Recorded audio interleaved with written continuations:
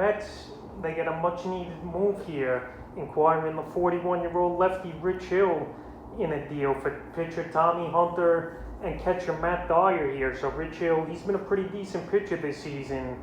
And for the Mets, they definitely need a starting pitcher with Jacob deGrom's injury up in the air. Carlos Carrasco's still on rehab, and we don't know when he's coming back.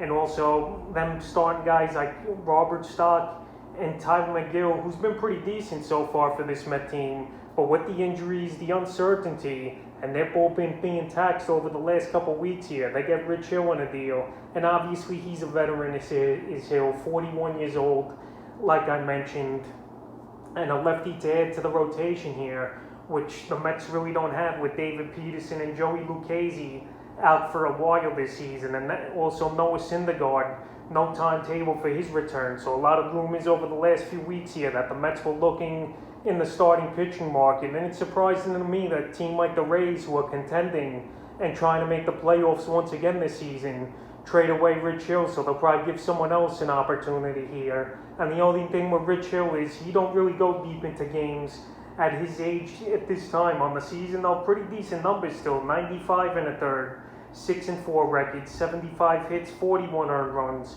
14 homers, 36 walks, 91 strikeouts, a respectable 3.87 ERA, a 1.16 whip, and 5 quality starts on the season for Hill. But the last month for him hasn't been that great though. 23 2/3, 1-2 record, 24 hits, 12 earned runs, 4 homers, 12 walks, 18 strikeouts, a 4.56 ERA, and a 1.52 whip for Hill over this time. So the last 3 outings for Hill as well: July 5th versus Cleveland, 3 2/3, no decision, 3 hits, 1 earned run, a walk, 5 Ks, a 2.45 ERA, and 1.09 whip. And July 11th versus Toronto, 5 innings, got the loss, 4 hits, 3 earned runs, a homer, 3 walks, 2 Ks, a 5.40 ERA, and a 1.40 whip. In his latest outing, July 18th at the Braves, who obviously he's going to see a lot here, and he'll probably make his debut for the Mets as well versus the Braves, who the Mets have coming up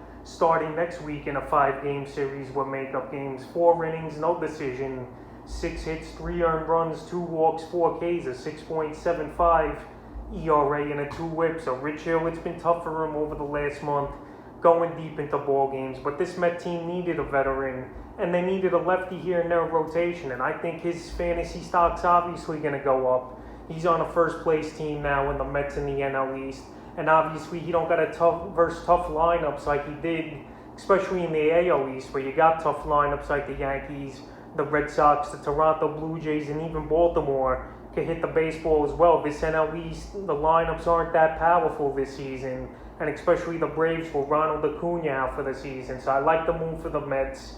And Rich Hill definitely can help this team, even if he only goes 4 or 5 innings at a time. But I think he's going to be better in the National League. And he's been dropped in 7% of fantasy leagues as well this week. So right now, if he's out there on your waiver wire, I think he's worth a shot picking up for fantasy owners. So it's a good move for the Mets. And for fantasy baseball, it's a good landing spot for Hill, no doubt about it. Going to the NL, going to a first-place team, and now not have to worry about those tough AL East lineups here. So a good move by the Mets getting Rich Hill, and we'll see if he can contribute to this New York Met team. And for fantasy owners who have him on their team, we're going to pick him up now for the rest of the 2021 season here.